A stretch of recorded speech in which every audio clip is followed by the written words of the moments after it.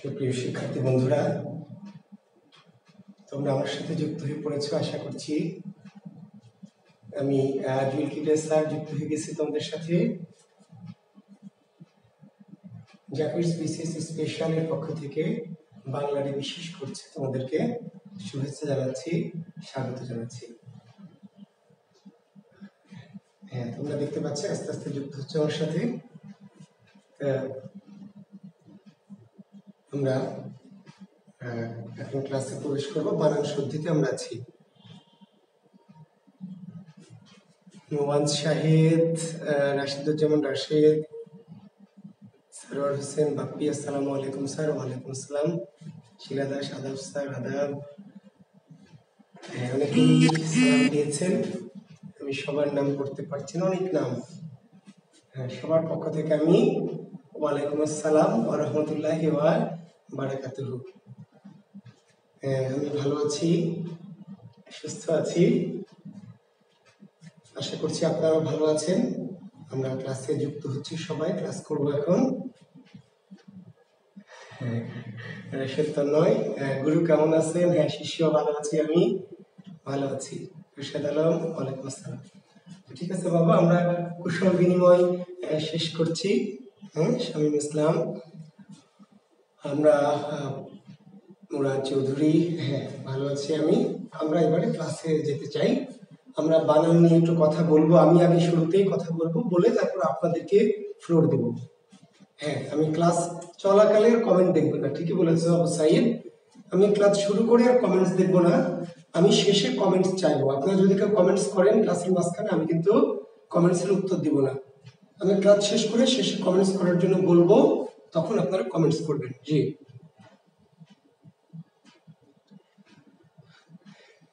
তো ঠিক আছে, ধন্যবাদ। হ্যাঁ, আমি ক্লাস শুরু করছি। আমি ভালো আছি। শাহজামাল উদ্দিন স্যার, অনেক অপেক্ষার পর দেখা পেলাম, ধন্যবাদ। ওমর ফারুক, ধন্যবাদ। আপনারা আমার জন্য অপেক্ষা করেন, বসে থাকেন আমার ক্লাসের আশায়। এটি আমার জন্য খুবই গর্বের এবং আনন্দের। ধন্যবাদ, কৃতজ্ঞতা আপনাদের সবার প্রতি।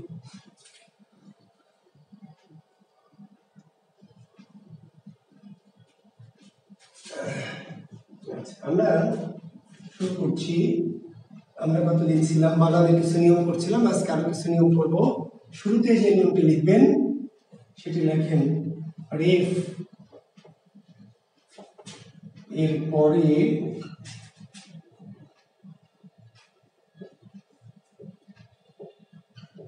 রেফ এরপরে ব্যঞ্জন বর্ণের দ্বিত্ব হয় না। আজকে আমরা যে নিয়মটি এখন করছি সেই নিয়মটি হচ্ছে আহসান হাবিব, আব্দুল হাসিব, বানান সূত্র বাবা 268 পেজ, 268 পেজে বানান শুদ্ধিকরণ। জি, আমরা প্রথম আজকের দিনের প্রথম যে নিয়মটা লিখেছি সেটি হচ্ছে রেফ এর পরে ব্যঞ্জন বর্ণের দ্বিত্ব হয় না। রেফ এর পরে ব্যঞ্জন বর্ণের দ্বিত্ব হয় না।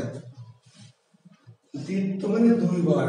খুবই সিম্পল নিয়ম, অর্থাৎ যেই শব্দে রেফ থাকবে সেখানে একই ব্যঞ্জন দুইবার ব্যবহার করা যাবে না। রেফের পরে একই শব্দ দুইবার ব্যবহার করা কি যাবে না। দেখেন একটি মজার বিষয়, দেখেন শিক্ষার্থী বন্ধুরা, আমরা অনেকেই কি সৌন্দর্য বানানটা এইভাবে লিখে, আমি জানি না আপনারা লেখেন কিনা, কিন্তু সৌন্দর্য বানান এইভাবে এখন আর লেখা যাবে না। আগের যুগে হয়তো লেখা যেত, কিন্তু এখন আর লেখা যাবে না। দেখবেন সূর্য, আগের যুগের কবিতা যদি পড়েন 20-30 আগের, ঠিক আছে, আবু ইসহাকের একটু উপন্যাস আছে সূর্য দীঘল বাড়ি, সূর্য দীঘল, দেখবেন এইরকম বানান সূর্য। কিন্তু এই বানানটা এখন যদি আপনাকে লিখতে দেয় যে সূর্য বানান কি, তাহলে এই বানান লেখা যাবে না। শিক্ষার্থী বন্ধু, কেন লেখা যাবে না?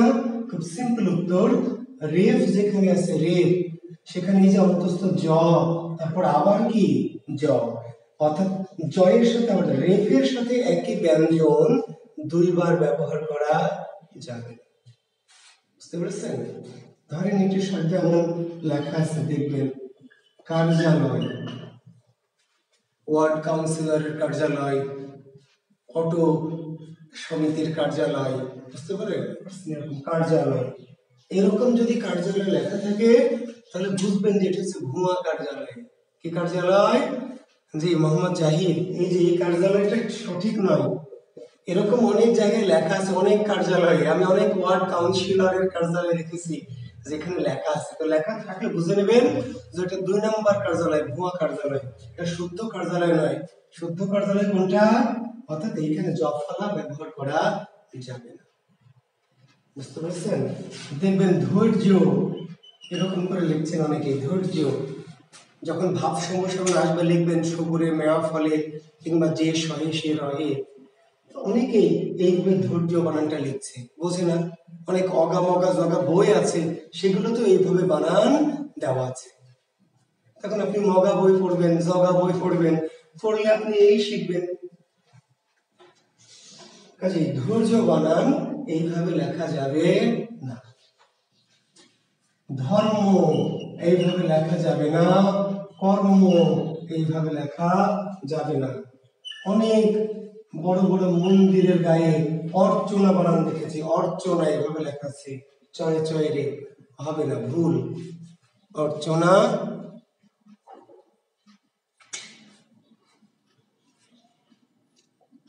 লাবণী সরকার গাধী, আমি তো বাক্য শুদ্ধি পড়াচ্ছি না রে গাধী, আমি তো শব্দ শুদ্ধিতে আছি, শব্দ শুদ্ধির পরে বাক্য শুদ্ধিতে যাব গাধী, বুঝলি?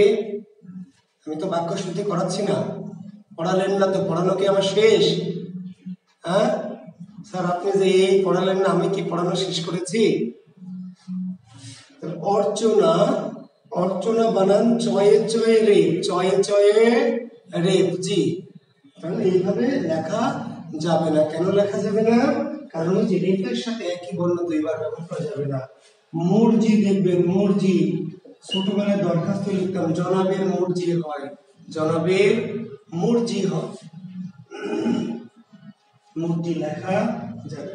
তো এইরকম যত বানান আছে, যে শব্দগুলোতে রেফ আছে, রেফ, এখন দেখেন তো কি ঊর্ধ্ব, এই বানানটা ঠিক না ভুল?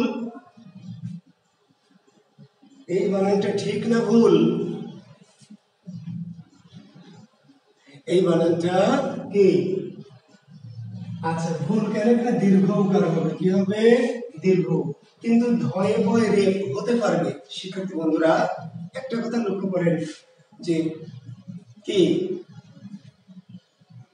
ধয়ে বয়ে রেফ হলে তো আমাদের আপত্তি নাই। আমাদের আপত্তি কখন? আমাদের আপত্তি ধয়ে ধয়ে রেফ বা বয়ে বয়ে রেফ। বুঝতে পেরেছেন? অর্থাৎ এখানে ধয়ে ধনা কিন্তু বয়ে বনা, দুই রকম দুটি ব্যঞ্জন হলে আমাদের আপত্তি নাই। আমাদের আপত্তি কখন? একই রকম দুটি ব্যঞ্জন। কাজেই এটা কিন্তু ঠিক আছে। অনেকে বোঝে না, একটা নিয়ম বোঝাতে গেলে আরেকটা নিয়ম ভুল করে ফেলে। তার মানে এখানে ধয়ে বয়ে রেফ, এটিতে আমাদের কোনো সমস্যা নেই, ঠিক আছে? হ্যাঁ, একই রকম দুটি ব্যঞ্জন না হলেই কাজে ঊর্ধ্ব ঠিক আছে, কিন্তু আমার ঝামেলা আছে, হ্রস্ব না কিন্তু কি দীর্ঘ, জি দীর্ঘ। আচ্ছা, তাহলে আমরা যে নিয়মটি পড়লাম, তাহলে এরকম শব্দ নিশ্চয় আরো আছে, আরো নিশ্চয় আছে। তো আমরা লক্ষ্য রাখবো যে একই রেফ যেই শব্দের থাকবে সেখানে রেফের সাথে একই রকম ব্যঞ্জন দুইবার ব্যবহার করা যাবে না, ঠিক আছে?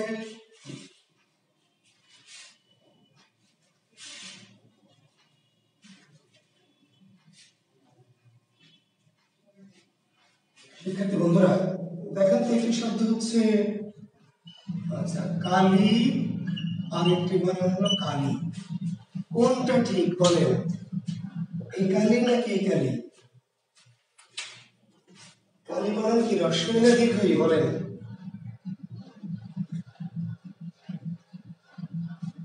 কি বলবেন? কালী বানান। আচ্ছা, কালী বানান কোনটা ঠিক? হ্যাঁ,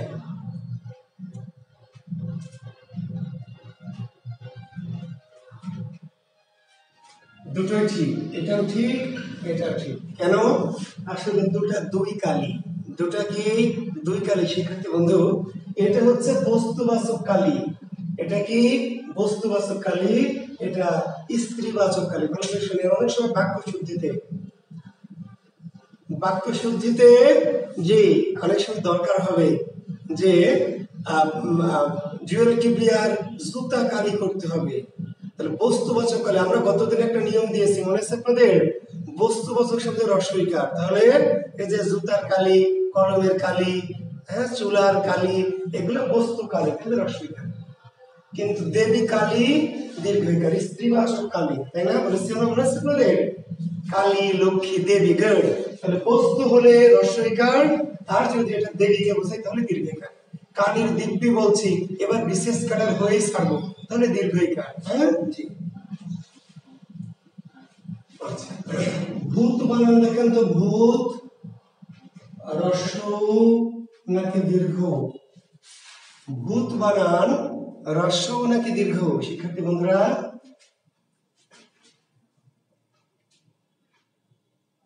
জানেন? আচ্ছা, ভূত বানান দীর্ঘ, রস্য না। ভূত বানান কি দীর্ঘ? ভূত শুধু দুইটা ভূত বাদ দিয়ে, কোন কোন ভূত? একটা হলো অদ্ভুত, আর একটি হলো কিম্ভূত। অদ্ভুত আর কিম্ভূত, এই দুইটা ভূত রস্যকার। আসলে যারা ভূত নয়, অদ্ভুত কোনো ভূত নয়, কিম্ভূত কোনো ভূত নয়। তাহলে যেই ভূত ভূত নয় সেই ভূত রস্যকার। আসলে যেটা ভূত, মেয়েটিকে ভূতে ধরেছে, যেখানে ভূতের ভয় সেখানে সন্ধ্যা হয়, ভূতকে আমি ভয় পাই না, ঠিক আছে? তাহলে ভূত বানান দীর্ঘকার, ভূত বানান কি দীর্ঘকার। শুধু দুটো ভূত, অদ্ভুত আর কি কিম্ভূত, যেই দুটো ভূত ভূত নয়, ঠিক আছে? আর একটি বানান ভুতুড়ে, অনেকে এটা ভুল করে। ভুতুড়ে আসলে ভূত বানান দীর্ঘকার, যোগ হলো উড়ে, উড়ে, এটা উড়ে প্রত্যয় বা উড়িয়া, বুঝতে পারলেন? জি, ভূত যোগ উড়ে, তখন এখানে ভূত বানান দীর্ঘকার ত, আর এই রস্যটা এখানে চলে আসে। দু একটি বইয়ে দেওয়া আছে যে ভুতুড়েতে রস্যকার, আসলে এটা ভুল তথ্য। ভুতুড়েতে রস্যকার তো ভূতের রস্যকার না, ভূতের দীর্ঘকার। আর ওই যে উড়ে বা উড়িয়া, এই উড়ে বা উড়িয়ার রস্যকার, বুঝতে পারলেন? তাহলে ভুতুড়েতে ভূতের রস্যকার না, ভূতের দীর্ঘকার, উড়ের রস্যকার। তাহলে শুধু দুটো জায়গায় রস্যকার, অদ্ভুত আর কিম্ভূত, সকল ভূতের ক্ষেত্রে দীর্ঘকার। এখন তাহলে শিক্ষার্থী বন্ধুরা, এই শব্দটার উচ্চারণ কি? ভূত, ভূত। ওকে, এখন এর পূর্বে আপনি অ যুক্ত করবেন, অ। এবার অভূত না, কি অভূত, অভূত না কিন্তু কি অভূত। আমার আপনি, এটা হলো ভূত, কিন্তু এর পিছনে আপনি লাগাবেন পূর্ব, তাহলে ভূত পূর্ব নাকি ভূতপূর্ব, ভূতপূর্ব। আমি যেটা বোঝাতে চাচ্ছি, উচ্চারণটা ভূত হোক, উচ্চারণটা ভূত হোক, ভূত বা ভূত যাই হোক না কেন, অলওয়েজ সর্বদা দীর্ঘকার। উচ্চারণটা ভূত হতে পারে, ভূত হতে পারে, ভূতপূর্ব, অভূতপূর্ব, ক্লিয়ার? তাও দীর্ঘকার, শুধু দুটো জায়গায় অদ্ভুত এবং কিম্ভূত, দুটো জায়গায় রস্যকার, খেয়াল করবেন।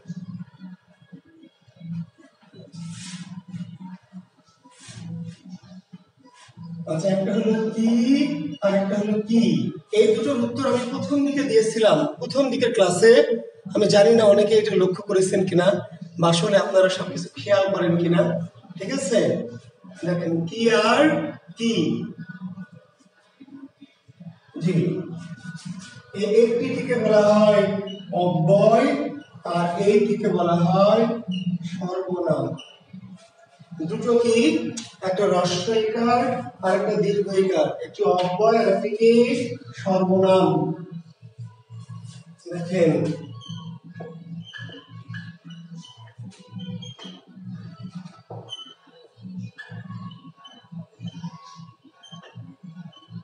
আমি আবার বলছি, এই কথাগুলি আমি প্রথম দিকের ক্লাসে বলেছিলাম, তবু আমি একটুখানি বানানের কাছে রিপিট করছি, কারণ অনেক সময় বাক্য শুদ্ধিতে গিয়ে আমাদের এটা লাগতে পারে। তাহলে দুটো বানান দেখেন দুই রকম। কেন দুই রকম? এই জন্য দুই রকম, জি আমি এই জন্য শর্টকাটে বলবো যেহেতু আপনাদের মনে আছে। তাহলে এটি হচ্ছে তুমি কি পড়বে, তুমি কি পড়বে, হ্যাঁ তাহলে হ্যাঁ, হ্যাঁ স্যার আমি পড়বো, হ্যাঁ তাহলে এটা হ্যাঁ। তুমি কি পড়বে, হ্যাঁ ছেলে তুমি কি পড়বে, কি পড়বে, স্যার আমি বাংলা পড়বো, আমি সমাস পড়বো, আমি ব্যাকরণ পড়বো, তাহলে এটা দেখবে। অর্থাৎ আমরা বলছিলাম কি এর উত্তর যদি হ্যাঁ বা না হয়, ইয়েস অর নট, তুমি কি যাবে, তুমি কি যাবে আমার সাথে, হ্যাঁ যাবো, তাই না? তুমি কি দেখবে, এই তুমি কি দেখবে, হ্যাঁ দেখবো। তুমি কি দেখবে, তুমি কি দেখবে, তাহলে আশা করছি এটা। প্রশ্ন যদি আমরা করি কি দিয়ে, তাহলে কি রস্বই হতে পারে, কি দীর্ঘ হতে পারে। কিন্তু কি আবার শুধু দীর্ঘই হবে, যে কি সুন্দর, কি সুন্দর তুমি, তাহলে এটা আবার দীর্ঘইকার। অনুভূতি প্রকাশমূলক কি, বিস্ময়সূচক বাক্যের যে কি অনুভূতি প্রকাশমূলক কি, এটি দীর্ঘইকার, কিন্তু এটি অব্যয় না, সর্বনাম না, কি বিশেষণ। আমি আবার বলছি, আমি সবগুলি বলেছি, কিন্তু যেহেতু এগুলি ওই সময় হয়তো অনেকেই ভর্তি ছিলেন না বা ক্লাসগুলি ভালো করে দেখেছেন কিনা। হ্যাঁ ওয়াহিদা আশা মিউজিকও শোনা যাচ্ছে, সত্যি আমি খুবই সন্ধ্যার পর থেকে শঙ্কায় ছিলাম যে ক্লাসটা নিতে পারবো কিনা।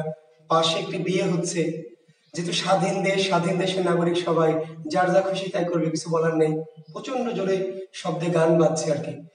তো তারপরে ক্লাসটা যেহেতু দিয়েছি অফ করতে চাইনি, তো করেন একটু কষ্ট হলে করতে হবে, যেহেতু আমাদের পরীক্ষা 19 তারিখে হবে বলে শোনা যাচ্ছে, কাজে বিশ্রামের সুযোগ নেই। আমরা বুঝতে প্রশ্ন দিয়ে যদি কি বলা হয় কি রস্বইকার কি, তাহলে প্রশ্নবাচক কি হচ্ছে রস্বই, তাহলে অব্যয়, আর প্রশ্ন দীর্ঘইকার কি দিয়ে করে তাহলে সেটি সর্বনাম। কিন্তু কি দীর্ঘইকার দিয়ে হবে, প্রশ্ন করবে না, অনুভূতি প্রকাশ করবে, অনুভূতি প্রকাশ করবে, তাহলে সেটি কি হবে বিশেষণ। বিশেষণ কি সুন্দর তুমি, কি অপূর্ব স্রষ্টার মহিমা, হ্যাঁ কি দারুণ, হ্যাঁ তাহলে সেটি আবার অব্যয় বা সর্বনাম নাকি বিশেষণ। অনুভব মূলক কি হচ্ছে বিশেষণ, এবং সেই কিটা রস্বইকার দিয়ে ব্যবহার করা যাবে না, দীর্ঘইকার।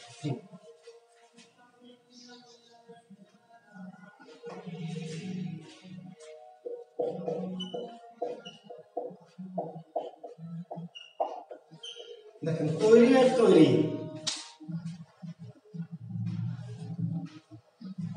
তৈরি এবং কি তৈরি, জি আচ্ছা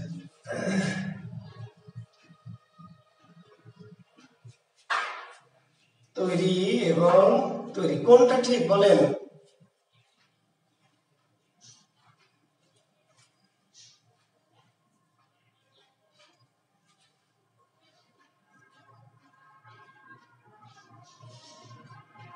রস্বইকার নাকি দীর্ঘইকার, কোনটা ঠিক বলেন, কোনটা ঠিক? তৈরি বলেন কি দিয়ে লিখবেন, রস্বই না দীর্ঘই?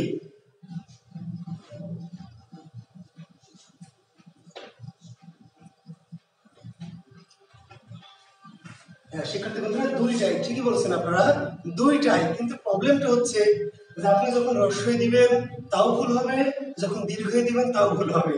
কেন? কারণ আপনি তো জানেন না যে কখন রস্বই কখন দীর্ঘই। আমি আবার বলছি যে আপনি দুইটাই বললেন সবই ঠিক আছে, কিন্তু কখন রস্বই দিবেন কখন দীর্ঘই দিবেন এটা যদি না বুঝেন, তাহলে আপনি রস্বই দিবেন তাও ভুল, দীর্ঘই দিবেন তাও ভুল, তাহলে জেনে দিতে হবে। ক্লিয়ার? আচ্ছা নাহলে বলুন স্যার পকেটে কয়েন থাকলে টস করে নিব, তাই না? রস্বই নাকি দীর্ঘই। আচ্ছা তৈরি যখন ক্রিয়া হিসেবে বসবে, ক্রিয়া তখন রস্বইকার, আর তৈরি যখন বিশেষণ হিসেবে বসবে তখন দীর্ঘইকার। তৈরিটা দুই ভাবে প্রয়োগ ঘটে, তৈরি কখনো ক্রিয়া হিসাবে বসে, আবার তৈরি কখনো কি বিশেষণ হিসাবে বসে। তো ক্রিয়া হিসাবে যখন বসবে তখন রস্বই হবে, আর যদি বিশেষণ হিসাবে বসে তাহলে দীর্ঘই হবে। একটু প্রয়োগ দেখাই, ভালো করে মনোযোগ দেন, মনোযোগ এখানে না এখানে, জি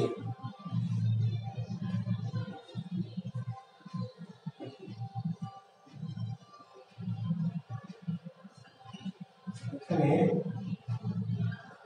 জামা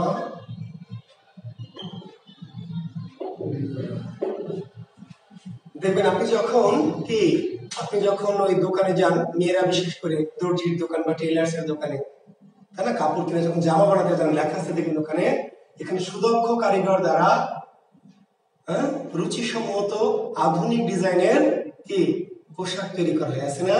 জি, পোশাক তৈরি করা হয় বা জামা তৈরি করা হয়। তো এই যে এখানকার কাজটি তৈরি করা, যে দোকানে গেছেন ওই দোকানের কাজটা কি কাজ করা হয়? তৈরি করা হয়। তৈরি করা কি তৈরি করা হয়? জামা। আপনি যখন জামা কিনবেন, দোকানে যাবেন গার্মেন্টসে, তখন ওখানে কিন্তু জামা তৈরি করা হয় না, দোকানে জামা তৈরি করা হয় না, কি করা হয়? ওখানে দেখবেন লেখা আছে এখানে তৈরি জামা বিক্রয় করা হয়। তৈরি জামা বিক্রয় করা হয়, তৈরি জামা বিক্রয় করা হয়। এইবার এই যে দোকানে জামা কিনতে গেছেন, সেখানে কিন্তু কি তৈরি করা কাজ না, ওই দোকানদারের তৈরি করা কাজ নয়। দোকানদারের কাজ কি? বিক্রয় করা। কি বিক্রয় করা? জামা। কি জামা? তৈরি জামা। তৈরি হচ্ছে বিশেষণ, অ্যাডজেক্টিভ।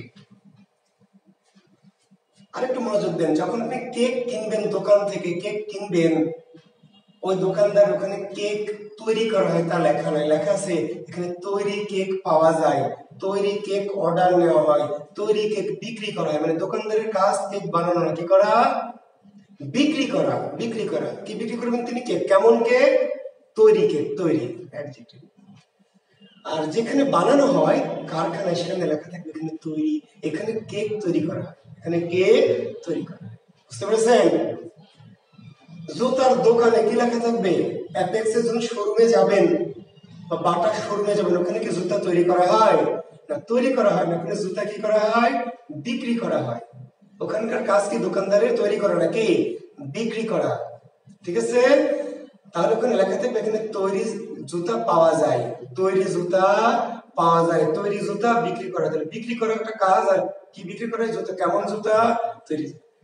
কিন্তু মুচি অর্থাৎ কিংবা কারখানা যেখানে বানানো হয়, সেখানে কি লেখা থাকবে? ওখানে লেখা থাকবে এখানে জুতা তৈরি করা হয়, জুতা তৈরি করা। ঠিক আছে? সেটা ক্লিয়ার? তো যখন বাক্য শুদ্ধি লাগবে আমাদের, বা তখন এটা বুঝতে হবে আপনাকে যে তৈরি কখন রস্যই দিবেন, কখন দিবেন। জি,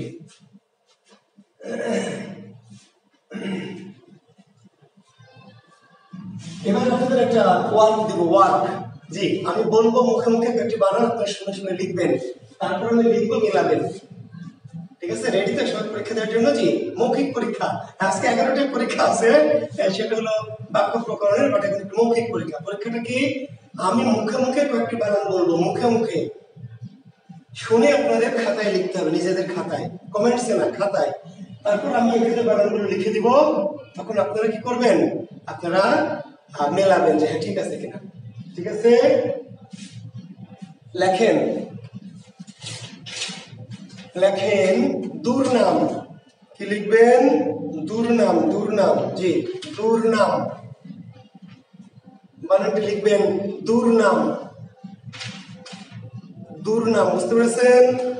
তারপরে লেখেন দুর্গম। দুর্গম। দুর্গম।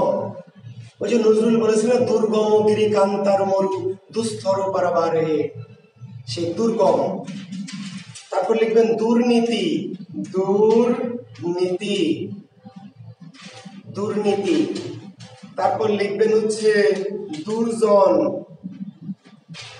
তারপর লিখবেন হচ্ছে দুর্যোগ। লিখেছেন? জি। তারপরে লিখবেন হচ্ছে কি? দুর্নাম, দুর্গম, দুর্নীতি, দুর্জন, দুর্যোগ, দুরবস্থা। একটা শব্দ আছে না, দুরবস্থা? বলি না আমরা যে লোকটির খুবই দুরবস্থা, হ্যাঁ, গরিব লোকটির খুবই দুরবস্থা। তাহলে দুরবস্থা বানানটা লিখবেন, দুরবস্থা। দুরাকাঙ্ক্ষা। দুরাকাঙ্ক্ষা। আচ্ছা, আমি বানানগুলি আরেকবার বলছি, আপনারা মিলাই নেন আরেকবার। দুর্নাম, প্রথম দিয়েছি দুর্নাম, তারপরে দুর্গম, তারপরে দুর্নীতি, তারপরে দুর্জন, তারপরে দুর্যোগ, দুরবস্থা, দুরাকাঙ্ক্ষা। এবার এই বানানগুলি আমি কি করব, এখানে বোর্ডে লিখব, আপনারা মেলাবেন। সঠিক হলে 1 সাপুন, ভুল হলে 2 সাপুন। ঠিক আছে, এই যে 1 অথবা কি 2, দেখা যাক 1 জয়যুক্ত হয় নাকি 2। তাহলে প্রথমে লিখেছি দুর্নাম, দয়রস্যকার দন্ত নয়ে পাকার ম, দুর্নাম। তারপরে কি দুর্গম, তারপরে কি দুর্নীতি, তারপরে দুর্জন, তারপরে দুর্যোগ, তারপরে দুরবস্থা, তারপরে দুরাকাঙ্ক্ষা।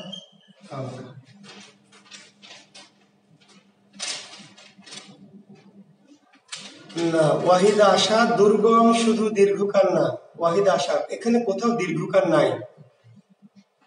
যতগুলি শব্দ লিখেছি এখানে কোন শব্দে দীর্ঘকার নাই, সকল শব্দে কি হ্রস্বকার। যতগুলি বানান লিখতে দিয়েছে আপনাদের কোন বানানে দীর্ঘকার নাই, দীর্ঘকার নাই, সব বানানগুলি কি হ্রস্বকার। বুঝতে পেরেছেন, দীর্ঘকার নাই। কেন দীর্ঘকার নাই, প্রশ্নটা হলো কেন দীর্ঘকার নাই বা দীর্ঘকার যে হবে বা হবে না এটা কেমন করে বুঝবো, তাই না, এটা একটা ব্যাপার আছে না। আচ্ছা জি, তাহলে আচ্ছা আচ্ছা প্লিজ, আচ্ছা কয়টা সঠিক হয়েছে ভয় নেই, এটা আমরা জানতে চাচ্ছি না, আমি শুধু বোঝাতে চাচ্ছি আপনাদের কেন হ্রস্বকার হয় বা কেন দীর্ঘকার হয় এটা আপনাকে বুঝতে হবে। ভুল করেন সমস্যা নাই, কিন্তু এর পরে যেন আর ভুল না হয়। ঠিক আছে, দূর বানানে সর্বদা হ্রস্বকার হবে, দূর। শুধু দীর্ঘকার হবে কখন, যখন দূর দ্বারা দূরত্ব বোঝাবে। দূর এই শব্দটা যখন দূরত্বকে নির্দেশ করবে তখনই দীর্ঘকার।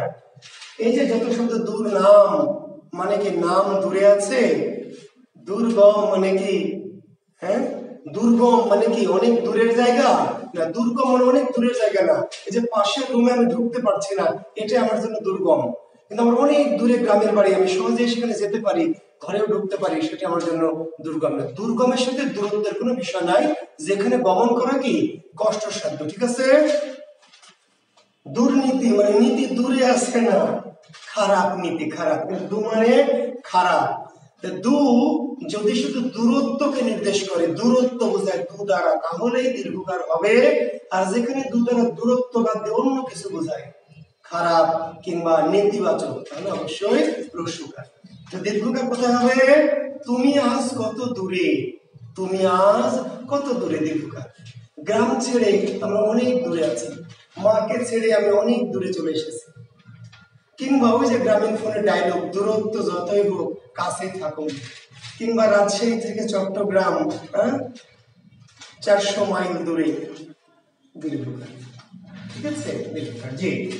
আর অনেক ক্ষেত্রে এই যে একজন বন্ধু বলেছে, কথাটি ঠিক বলেছে, রেফের পরে কিন্তু মূর্ধন্য হয় সাধারণত, রেফের পরে মূর্ধন্য হয়, কিন্তু সমাজসাধিত শব্দে হয় না।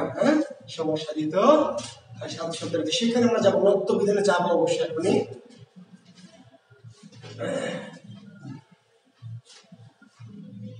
আমাদের বানান বিধানের খুব গুরুত্বপূর্ণ দুটি পয়েন্ট হচ্ছে, একটি নত্য বিধান এবং আরেকটি সত্য বিধান। সেখানে আমাদের যেতে হবে, কারণ সেখানে না গেলে আমাদের বানান বিধানটাকে অপূর্ণ থেকে যাবে। তাহলে আমরা সেখানে একটু যাই, রাখেন নত্য বিধান।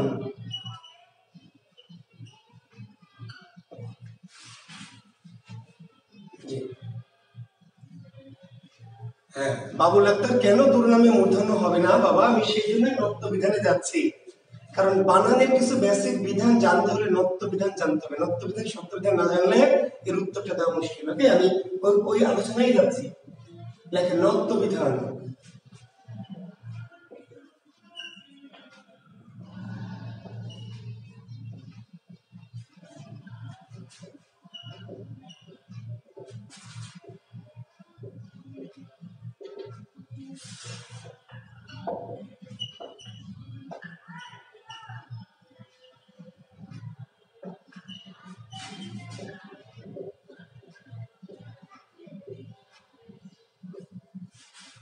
লেখেন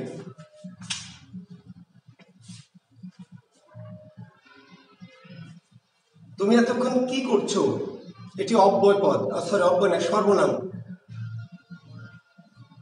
শামাউন আল মাহমুদ, তুমি এতক্ষণ কি করছো? এর উত্তর কি বলবেন যে হ্যাঁ করছি, কিংবা না করছি? না, কি করছো? তা আমি এতক্ষণ লেখাপড়া করছি, বা আমি এতক্ষণ ফুটবল খেলছি, বা আমি এতক্ষণ টিভি দেখছি। তখন উত্তর দিবেন, যখন কোনো কিতার উত্তর দিবেন তখন এটি দীর্ঘইকার কি হবে এবং সেটি সর্বনাম হবে।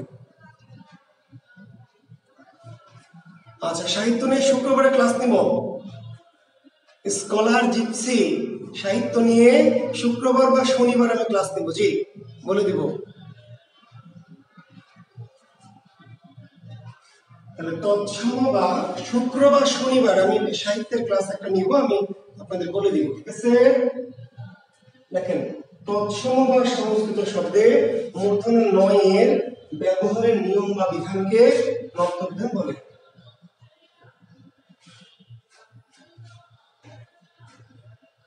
আচ্ছা, এখন এখান থেকে প্রশ্ন হবে কি যে নক্তবিধান কোন শব্দে প্রযোজ্য হয়? নক্তবিধান কোন শব্দে প্রযোজ্য হয় কি বলবেন? তৎসম বা সংস্কৃত, তৎসম বা কোন শব্দে প্রযোজ্য হয় না? তৎসম বা সংস্কৃত ছাড়া অন্য যত শব্দ সেখানে প্রযোজ্য হয় না। ওকে, তাহলে মূর্ধন্য বা নক্তবিধান শুধু তৎসম শব্দের ক্ষেত্রে প্রযোজ্য হবে, অন্য কোনো ক্ষেত্রে প্রযোজ্য হবে না, কথা মাথায় রাখবেন। আচ্ছা, ওই যে আমরা বলেছিলাম, মনে আছে মূর্ধন্য থাকলে তৎসম শব্দ, মনে আছে? কারণ মূর্ধন্য তৎসম ছাড়া আর কোনো শব্দ ব্যবহার করা যাবে না। আচ্ছা, এখন বিধানগুলো কি? আচ্ছা, এই নক্তবিধান মানে সিম্পলি যদি আমরা বলি যে নক্তবিধানটা আসলে কি, এটা সহজ ভাষায় হচ্ছে যে কোথায় মূর্ধন্য ব্যবহার করতে হবে আর কোথায় মূর্ধন্য ব্যবহার করা যাবে না। শিক্ষার্থী বন্ধু শুনেন, বিধান, বিধান শব্দের অর্থ কি? বিধান মানে শুধু কি করা যাবে তা না, কি করা যাবে এবং কি করা যাবে না। যেমন ধরেন আমরা যারা ইসলাম ধর্মের আছে এখানে, কোরআন বা হাদিস আমাদের জীবন বিধান। কোরআন আমাদের কি জীবন বিধান। জীবন বিধান মানে কি? কোরআনে শুধু কি করতে হবে, একজন মুসলমান কি করবে তা কিন্তু নাই, কি করবে তা আছে এবং কি করা যাবে না। বুঝা গেছে কথাটি? নামাজ পড়তে হবে, রোজা রাখতে হবে, তাহলে সত্য কথা বলতে হবে, মানুষের উপকার করতে হবে, কি কি হবে আছে, আবার কি কি হবে না। মিথ্যা বলা যাবে না, সুদ খাওয়া যাবে না, ঘুষ খাওয়া যাবে না, মানুষের বইয়ের দিকে কি খারাপ নজরে বদ নজরে তাকানো যাবে না। তো বিধান, তো নত্য বিধান, বিধান মানে বুঝাতেছিলাম যে বিধান মানে কোথায় কোথায় মূর্ধন্য ব্যবহার করা যাবে এটিও বিধান, আর কোথায় কোথায় মূর্ধন্য ব্যবহার করা যাবে না এটিও বিধান, ঠিক আছে? ওকে, কোথায় কোথায় ব্যবহার করা যাবে, কোথায় কোথায় মূর্ধন্য ব্যবহার করতে হবে। লেখেন, এক নম্বর নিয়ম, সবাই জানেন আপনারা, রি র শ এর পরে মূর্ধন্য হয়। রি র শ এর পরে মূর্ধন্য হয়, খুব সিম্পল নিয়ম। রি র শ এর পরে মূর্ধন্য হয়।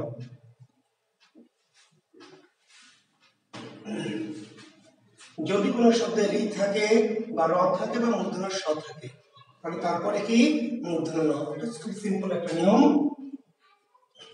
যেমন ঋণ, যেমন তৃণ, যেমন হরণ, যেমন পূরণ, যেমন মরণ, যেমন কারণ, যেমন ভীষণ, যেমন ভাষণ ইত্যাদি। এখন আচ্ছা, কোন নজরেই তাকানো যাবে না, ভালো নজরে যদি তাকাই, আচ্ছা ঠিক আছে, কোন নজরেই তাকাবো না যায়। আচ্ছা ঠিক আছে, ঋণ, তৃণ, হরণ, পূরণ, মরণ, কারণ, ভীষণ এবং ভাষণ। এখন ধরেন কারণ বানান মূর্ধন্য, এখন প্রশ্ন করবে পিসি কেন কারণ বানান মূর্ধন্য কেন, তাহলে কি বলবেন? রয়ের পরে, কার পরে? রয়ের পরে। মরণ মূর্ধন্য কেন? রয়ের পরে। তৃণতে মূর্ধন্য কেন? রি এর পরে। পূরণে কেন? রয়ের পরে। ভীষণে কেন? শয়ের পরে। ভাষণে কেন? শয়ের পরে। অর্থাৎ কোন শব্দে যদি রি র স থাকে, কি থাকে? রি র স। থাকলে তারপরে মূর্ধন্য হয়। কোন শব্দে রি র বা মূর্ধন্য স থাকলে তারপরে মূর্ধন্য হয়। এটা কিন্তু সিম্পল নিয়ম, তবে এই নিয়মটা নিয়ে আমার কোনো মাথা ব্যথা নেই, তো সবাই জানেন কে ক্লাস 8 থেকে। আমার পরের নিয়মটা জরুরি, দেখেন। আচ্ছা, লেখার আগে একটু শোনেন, আগে ভালো করে শোনেন, বুঝেন ভাইরা আমার, বোনেরা আমার ভাইদের, হ্যাঁ ভালো করে শোনেন যে হ্যাঁ ঠিকই বলেছে, তাহিরি হুজুর বলেছে যে একবার তাকানো যাবে, তাই না সারা রুবেল? হ্যাঁ, একবার তাকানো যাবে, তাকে আলহামদুলিল্লাহ বলা যাবে, বারবার তাকানো যাবে না, ঠিক আছে? হ্যাঁ, আচ্ছা, তো ভালো করে শোনেন যে রি র স এর পাশে তো মূর্ধন্য হবে, রি র স এর পাশে পাশে হলে মূর্ধন্য হবে, কিন্তু আমার এমন একটি শব্দ লাগবে যেখানে কি রি র স আছে কিন্তু পাশে না, মূর্ধন্যটা লাগবে 2-3টা বর্ণের পরে। ভালো করে শুনবেন, যারা পড়াশোনা করতেছেন তারা শোনেন, যারা আড্ডা মারতেছেন তারা আড্ডা মারেন। রি র স এর পাশে মূর্ধন্য হবে, রি র স এর কি পাশে মূর্ধন্য হবে। আমরা দেখলাম কারণ, মরণ, হরণ, পূরণ, ভীষণ, ভাষণ, বিনোদন। কিন্তু আমি বোঝাতে চাচ্ছি যে আমার এমন একটা শব্দ আমি নিব লাগবে যেখানে রি র স এর কোন একটা আছে কিন্তু নটা পাশে না, কোথায় 2-1টা বা 2-3টা বর্ণের পরে। এবার মূর্ধন্য হবে নাকি হবে না? মাঝে মধ্যে হবে আর মাঝে মধ্যে হবে না। আপনি যখন দিবেন তখন হবে না, আর যখন দিবেন না তখন হবে। আপনাকে তাহলে জানতে হবে যে কখন হয় আর কখন হয় না, মাঝে মাঝে হয় মাঝে মাঝে হয় না, তাহলে কখন হয় আর কখন হয় না এটা জানতে হবে। জি, এবার জি আসেন। আচ্ছা, রি র স এর পরে যদি, রি র স এর পরে যদি স্বরবর্ণ ক বা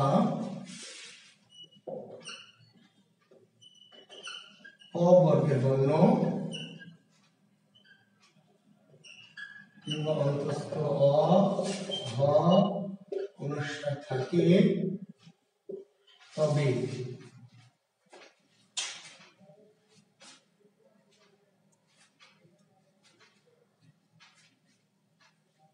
জি সারা রুবেল যাবে, জি যাবে যাবে, নিজের বই থেকে যেমন নজর খুশি তেমন নজরই তাকানো যাবে, কোনো সমস্যা নাই। রি র স এর পরে যদি স্বরবর্ণ ক বা প বর্গের বর্ণ কিংবা অন্তস্থ অ হ অনুস্বার থাকে তবে তারপরেও কি মূর্ধন্য হয়। ভালো করে শোনেন, রি র স এর ডাইরেক্ট পাশে হলে তো মূর্ধন্য হবেই, কিন্তু একটু দূরে যদি হয়, 2-1টি বর্ণের পরে, 2-3টা বর্ণের পরে, তাহলে হবে কি হবে না? মাঝে মাঝে হবে আর কখনো কখনো হবে না। তো কখন কখন হবে? রি র স এর পরে যদি স্বরবর্ণ থাকে, ক বা প বর্গের বর্ণ থাকে কিংবা অন্তস্থ অ হ অনুস্বার থাকে তবে তারপরও মূর্ধন্য হয়। এবার উদাহরণটা দেখেন, শব্দটি হচ্ছে রামায়ণ, তাহলে এখানে মূর্ধন্য হবে না হবে না? মূর্ধন্য হবে নাকি হবে না? র এর পাশে কি আছে? নটা, র থেকে অনেক দূরে না? জি, রামায়ণ শব্দে মূর্ধন্য কেন হয়েছে যদি প্রশ্ন করি কেন হয়েছে, তাহলে এই যে র, র এর কারণেই হয়েছে, কিন্তু র এর ডাইরেক্ট কারণ না। র এর পরে কি আছে?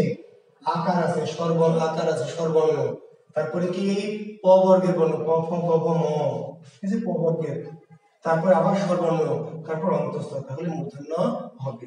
তাহলে 3-4টি বর্ণের পরে মূর্ধন্য হবে। আচ্ছা, কিন্তু আপনি এখন রসায়ন লিখবেন, রসায়ন, তাহলে মূর্ধন্য হবে না? রসায়ন, এই যে র এর পরে না, মূর্ধন্য হবে না। কেন হবে না বলেন তো, কেন হবে না ভাই? অর্থাৎ র এর যে নেটওয়ার্ক সেটা এই পর্যন্ত পৌঁছাবে না। কেন? এই যে নেটওয়ার্কটা সব কেটে দিবে, সব ঢুকে পড়েছে, তাহলে আর হবে না। অর্থাৎ আমাদের এই বর্ণগুলি শুধু থাকলে হবে, ক বর্গ, প বর্গ কিংবা অন্তস্থ হ অনুস্বার কিংবা স্বরবর্ণ। ঋরস্বয়ের পরে যদি এই বর্ণগুলি 2টা 3টা 4টা 5টা 7টা 8টা 10টাও থাকে তারপরে মূর্ধন্য হবে, তো ততদূর নেটওয়ার্ক চলে যাবে। কিন্তু এরা ছাড়া অন্য কোনো বর্ণ যদি ঢুকে পড়ে তাহলে কি হবে? নারায়ণ হবে না? নারায়ণ হবে। কেন হবে? যে রয়ের পরে আকার অন্তস্থ তারপর মূর্ধন্য হবে। বুঝতে পারলেন? পরায়ণ পরায়ণ তাহলে হবে রয়ের পরে আকার মূর্ধন্য। ঠিক আছে? গৃহায়ণ গৃহায়ণ মূর্ধন্য হবে না? হবে না? শিক্ষার্থী বন্ধুরা, গৃহায়ণ শব্দের মূর্ধন্য হবে। কেন হবে? এই যে রি রি রি এর পরে হ, তাহলে যে হ দেখেন হ, তারপরে যে আকার, এই যে স্বরবর্ণ, তারপরে যে অন্তস্থ, তারপরে মূর্ধন্য হবে। ঠিক আছে? তাহলে রি র স যদি কোনো শব্দে থাকে তাহলে মূর্ধন্যটা পাশে হলে তো হবেই, একটু দূরে হলেও কি হতে পারে যদি ওই মাঝের বর্ণগুলি এই বর্ণগুলি হয়, কিন্তু এরা ছাড়া অন্য কোনো বর্ণ ঢুকে পড়লে আর হবে না। ঠিক আছে? জি দেখেন, শ্রাবণ শ্রবণ শ্রবণ মূর্ধন্য হবে না? শ্রবণ বানানে মূর্ধন্য হবে। কেন হবে? পরীক্ষা যেগুলো কেন হয়েছে মূর্ধন্য বলবেন, রয়ের পরে পবর্গ, রয়ের পরে কি পবর্গ। শ্রবণ শ্রাবণ যদি হয় তাও হবে, ঠিক আছে? রফলার পরে আকার, তারপরে পবর্গ।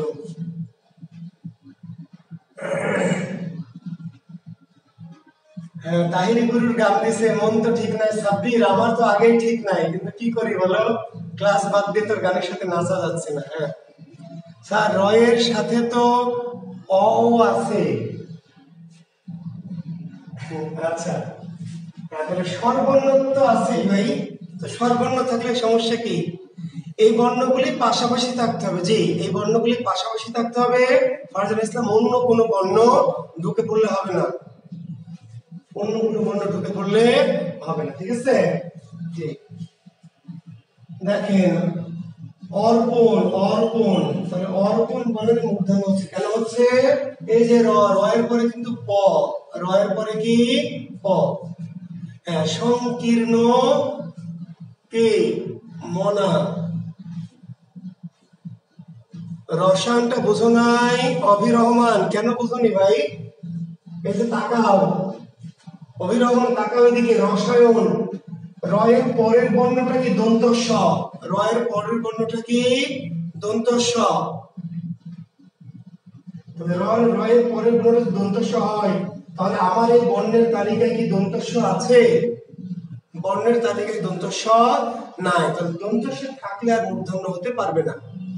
শুধু এই বর্ণগুলি থাকলে হতে পারবে, কিন্তু তুমি যে কি বুঝো নাই আমি তাই বুঝি নাই। ঠিক আছে? আচ্ছা, সংকীর্ণ মনা, রয়ের পরে মূর্ধন্য হয়েছে, কিন্তু মূর্ধন্যের পরে তো আবার দন্তন্য মূর্ধন্য হতে পারবে না। সংকীর্ণ মনা, যিনি প্রশ্ন করেছেন খোরশেদ আলম, খোরশেদ, তাহলে যে রয়ের জন্য মূর্ধন্য, রয়ের জন্য কি মূর্ধন্য হয়েছে, তো মূর্ধন্য রয়ের পরে মূর্ধন্য, তারপরে ম, তো মূর্ধন্য থাকার জন্য তো এই নটা মূর্ধন্য হয়নি, মানে একটা মূর্ধন্যর পরে আবার মূর্ধন্য। আমার এখানে কি মূর্ধন্য আছে? এই বর্ণগুলির মধ্যে মূর্ধন্য নাই, এই বর্ণগুলির মধ্যে মূর্ধন্য নাই। রয়ের পরে মূর্ধন্য হবে, কিন্তু রয়ের পরে মূর্ধন্য থাকলে আবার মূর্ধন্য, এটি হওয়ার সুযোগ নেই। আচ্ছা, আপনাদেরকে সহজ করে বুঝাই। আচ্ছা ঠিক আছে, অর্থাৎ ঋরস্বয়ের পাশে তো মূর্ধন্য হবে, পাশে, কিন্তু যদি 2-3টা বর্ণের পরে হয় তাহলে হতে পারে, না পারে। কখন হবে? যদি ঋরস্বয়ের পরে স্বরবর্ণ, কবর্গ বা পবর্গের বর্ণ কিংবা অন্তস্থ হ অনুসার থাকে। 3 নম্বর লেখেন, ট বর্গের সাথে, কার সাথে? ট বর্গের সাথে যুক্ত অবস্থায়,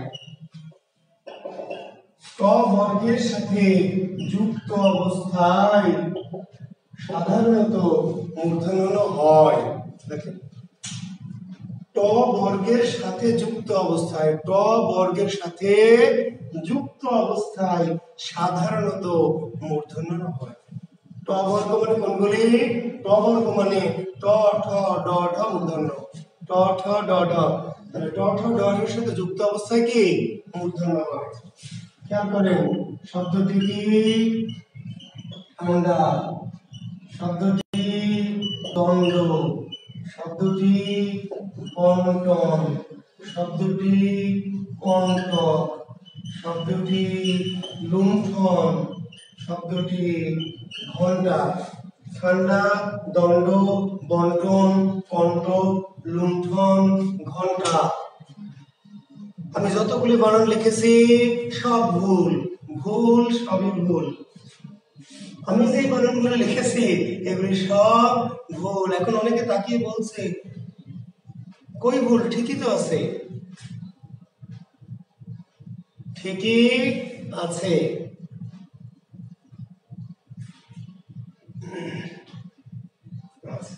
ঠিক নাই কেন? ঠিক নাই, ঠিক নাই এই জন্য যে এই যে ড এর সাথে বা ট এর সাথে বা ঠ এর সাথে যে ন, সেই নটা কি মূর্ধন্য হবে। তাহলে মূর্ধন্য হলে কি এই যে মাত্রা দেওয়া গড়, মাত্রা দেওয়া যাবে না। আমরা অনেক সময় কি লক্ষ্য করি না, বুঝতে পারি না, খেয়াল তাড়াহুড়া করে যে নিচের কোনটি শুদ্ধ, তো দেখি যে ঠান্ডা তো ঠিকই আছে, ঢাকার নয় ঢাকার, ঢাকার নয় ঢাকার ডান্ডা, দাও নয়টা দণ্ড, কিন্তু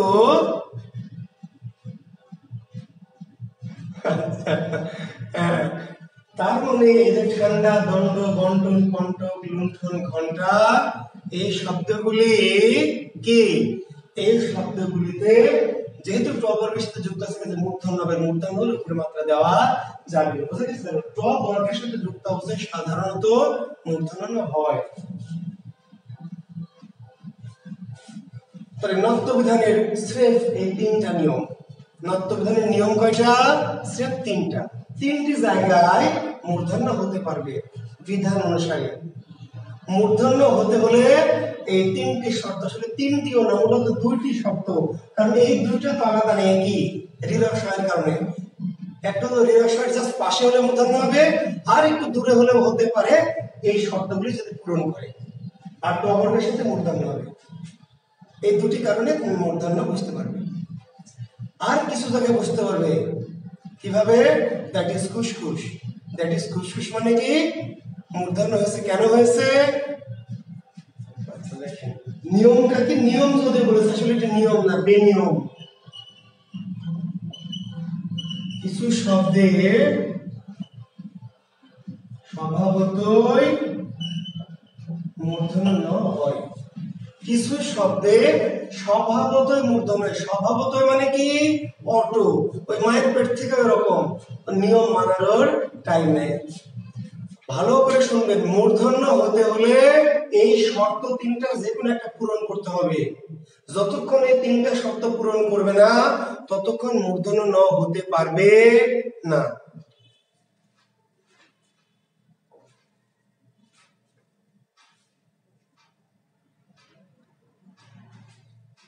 কিন্তু কিছু কিছু জায়গায় ওই যে একজন আমার প্রশ্ন যদিও করতে নিষেধ করেছে, তবু আপনার প্রশ্ন করতেই আছেন, কিছু করেন নাই। গণ, তাহলে গণ শব্দে মূর্ধন্য কেন হয়েছে? ঋরস্ব আছে, তো ঋরস্ব যেখানে নাই মূর্ধন্যের চান্স নাই। একের অনুসারে নাই, দুইয়ের অনুসারে নাই। ট বর্গ আছে, নাই। তাহলে তিনটার কোনো কারণই হয়নি, তারপরে মূর্ধন্য হয়েছে। কেন হয়েছে? দ্যাট ইজ খুশখুশ। পন, পন মূর্ধন্য, পন মূর্ধন্য হবে। কেন হবে? ঋরস্ব আছে, ট বর্গ আছে, তাহলে কেন হলো? দ্যাট ইজ খুশখুশ। লবণ বানানে মূর্ধন্য হবে। কেন হবে? ওর ইচ্ছা হয়েছে তাই, তাতে তোর কি? এইরকম গোটা 50-এর শব্দ আছে। নবম দশম শ্রেণীর বটু ব্যাকরণে দেখবেন এরকম শব্দের একটা ছড়া দেওয়া আছে। ছড়া আছে, মনে পড়ছে? চাণক্য মাণিক্য গণ, বাণিজ্য লবণ মন, বিনুবিনা কঙ্কন কণিকা, কল্যাণ শোণিত মণি, স্থানগুণ পূর্ণ বেনি, ফণি অনু বিপণী কণিকা, আপন লাবণ্য বাণী, নিপুণ ভনিতা পানি, গৌন কোন ভানপন শান চিক্কন নিক্কন তুন কফনে বণিক গুণ গণনা বিনা পণ্যবান। আছে মনে পড়ছে? নক্তবিধানের ছড়া। চাণক্য মাণিক্য গণ বাণিজ্য লবণ মন বিনুবিরা কঙ্কন কণিকা কল্যাণ শোণিত মণি স্তনগণ পূর্ণ বেণী ফণিয়ন বিপুল গণিকা আপন লাবণ্য বাণী নিপুণ ঘনিত পানি কোন কোন ভানপন শান চিক্কন নিক্কন তুন কফনে বণিক গুণ গণনা বিনা পণ্যবান। এই যে শব্দটাতে কেন মূর্ধন্য হয়েছে? দ্যাট ইজ ঘুষঘুষ। এর নাম স্বভাবতই, এর নাম নিপাত নিষিদ্ধ, এর নাম আপনা আপনি, এর নাম এমনিতে। নিচের কোন শব্দের স্বভাবতই মূর্ধন্য হয়েছে, কোন শব্দে নিপাত নিষিদ্ধভাবে মূর্ধন্য হয়েছে, কোন শব্দে এমনিতে মূর্ধন্য হয়েছে, কোন শব্দে স্বতঃসিদ্ধভাবে মূর্ধন্য হয়েছে? ছড়া পড়ে নিবেন, কাম শেষ। আচ্ছা, ছড়া পড়ার দরকার নাই ভাই, আমি পড়েছি পাণ্ডিত্য দেখানোর জন্য, আপনার পড়ার কোনো দরকার নাই। কেন? যদি নিয়ম বোঝেন তাহলে পড়া লাগবে না। ছড়া কেন পড়া লাগবে না বলেন তো? নিচের কোন শব্দের স্বভাবতই মূর্ধন্য হয়েছে? নিচের কোন শব্দে স্বভাবতই মূর্ধন্য হয়েছে? জনকণ্ঠ কি বুঝিয়ে দিব বাবুল আক্তার? জনকণ্ঠ কি বুঝিয়ে দিব বাবা? আমি বুঝি নাই, জনকণ্ঠটা কি বুঝিয়ে দিব বলেন? বাবুল আক্তার জনকণ্ঠের কি বুঝিয়ে দিব সেটা বলেন। বুঝি নাই আপনার কথা। জন বানান দন্তন্য, কণ্ঠ বানান মূর্ধন্য, আপনি কি বোঝাবো তাহলে? আমি বুঝি নাই। জন বানান দন্তন্য, কণ্ঠ বানান কি মূর্ধন্য, আর জি আচ্ছা, এখন আমরা বুঝলাম যে আপনি যদি কোথায় কোথায় স্বভাবতই মূর্ধন্য হয়েছে এটা আপনার বোঝার দরকার নাই। কেন বোঝার দরকার নাই? যে নিচের কোন শব্দের স্বভাবতই মূর্ধন্য হয়েছে, তিনটা তাহলে কোনো না কোনো নিয়মে থাকবে, আর একটা নিয়মের বাইরে। আপনি যদি নিয়ম বোঝেন ভাই, নিয়ম যদি বোঝেন তাহলে কোনটি স্বভাবতই হয়েছে, তাহলে তিনটাতে তো কোনো না কোনো একটা কারণে হবে, আর একটা কারণ ছাড়া। তাহলে কারণগুলি যদি বোঝেন তাহলে এই কারণ এই কারণ এই কারণ, তাহলে আরেকটা হয়েছে কি সেখানে কোনো কারণ নেই। বাণিজ্য, দেখেন প্রশ্ন করলো বাণিজ্য শব্দে মূর্ধন্য কেন হয়েছে? তাহলে বাণিজ্যে কেন হয়েছে? তিনটা কারণ নিরস আছে নাই, টবর হয়েছে নাই, তাহলে কেন হয়েছে? তারপরে তো দ্যাট ইজ খুশখুশ।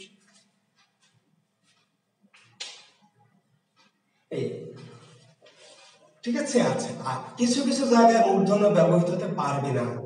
এতক্ষণ বললাম কোথায় কোথায় পারবে, কোথায় কোথায় পারবে, এবার বলছি কোথায় কোথায় পারবে না। লেখেন কোথায় কোথায় মূর্ধন্য ব্যবহৃত হতে পারবে না। কোথায় কোথায় পারবে না? 1 নম্বর লিখবেন, বিদেশি ভাষা হতে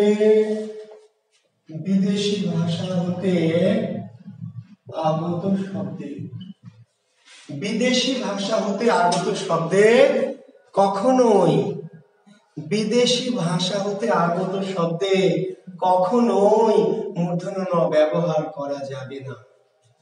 বিদেশি ভাষা হতে আগত শব্দে, শিক্ষার্থী বন্ধুরা খুবই গুরুত্বপূর্ণ নিয়ম, বিদেশি ভাষা হতে আগত শব্দে কখনোই মূর্ধন্য ন ব্যবহার করা যাবে না।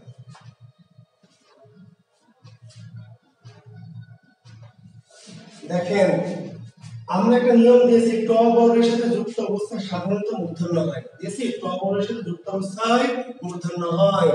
তাহলে আমরা এখন লিখব ডেন্টাল। কি লিখব? ডেন্টাল। তাহলে আমরা ট বর্গের সাথে মূর্ধন্য দিব। আমরা লিখব সেন্টার। তাহলে ট বর্গের সাথে মূর্ধন্য দিব না, দেওয়া যাবে না।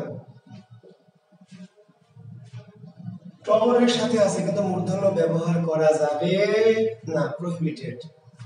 কেন? Dental, mental, centre, continental, experimental, oriental, accidental, sentimental, কোনোভাবে এগুলোতে মূর্ধন্য ব্যবহার করা যাবে। বিদেশি ভাষা থেকে আগত শব্দে মূর্ধন্য ব্যবহার করা যাবে। দেখেন কর্নেল, কর্নেল অনেকে এইভাবে লেখে কর্নেল। কেন কর্নেল এইভাবে লেখে?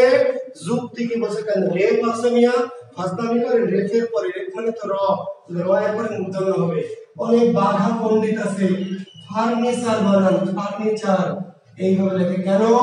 ওই যে রেফের পরে, রেফ মানে কিন্তু র, রেফ তো কোনো বর্ণ না, রেফ মানে র, রেফের পরে মূর্ধন্য হবে না। কর্নেল, ফার্নিচার এগুলোতে মূর্ধন্য, রেফ থাকার সাথে মূর্ধন্য ব্যবহার করা যাবে না, কারণ ইংরেজি শব্দ। বুঝা গেছে ভাই? ইংরেজি শব্দে মূর্ধন্য ব্যবহার করা যাবে।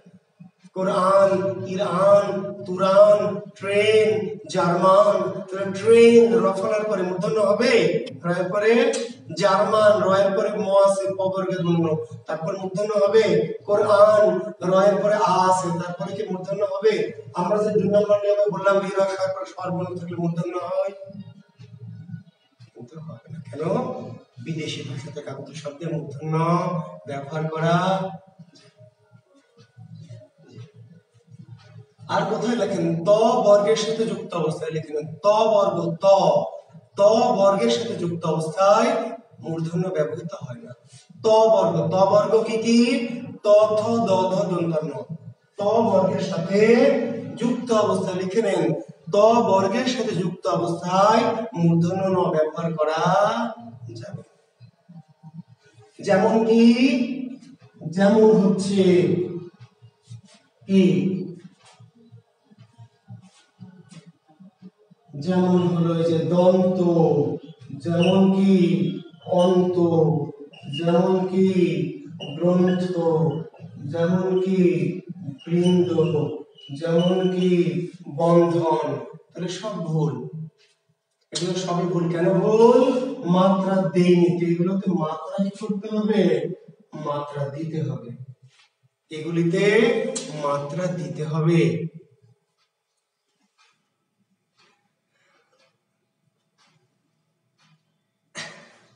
হ্যাঁ লেখা আছে, কারণ বেটারা বোঝে না, মডার্ন লেখা আছে কেন? ওই বেটারা বোঝে যে রেফের পরে মূর্ধন্য হয়, ওই বোঝে যে রেফের পরে কি মূর্ধন্য হয়, কিন্তু মডার্ন যে ইংরেজি শব্দ এটা বোঝে না, বুঝতে পারলেন? হ্যাঁ, এটা যদি বুঝতো তাহলে তো আর বাংলাদেশে বানান নিয়ে এত সমস্যা থাকতো না। জি, তাহলে অন্ত, দন্ত, গ্রন্থ, বৃন্দ, বন্ধন, বন্ধনা, বন্ধুত্ব, বন্দি, এই সমস্ত বানানে কোনোভাবে মূর্ধন্য ব্যবহার করা যাবে না। কেন? বলে দিয়েছে ব্যাকরণ, ত বর্গের সাথে যুক্ত অবস্থায় মূর্ধন্য ব্যবহার করা যাবে না। ঠিক আছে?